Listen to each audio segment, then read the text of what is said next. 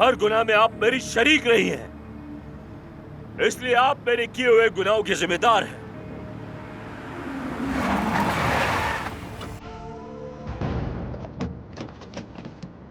दादी, दादी रुक जाइए। इसे मैं खत्म करूंगा।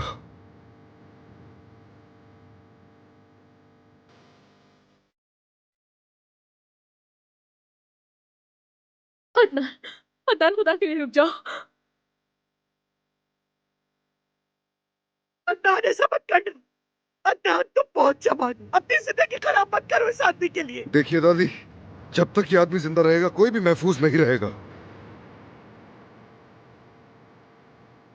मुझे अपनी जान की परवाह नहीं, मैं सिर्फ इस गंदगी को खत्म करना चाहता हूं। अदनान, रुक जाओ, ऐसा मत करो प्लीज। अदनान, मत करो।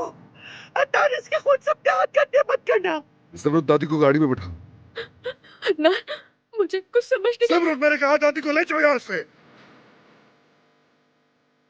गोली मार दो मुझे, चलो खत्म कर दो ये किस्सा।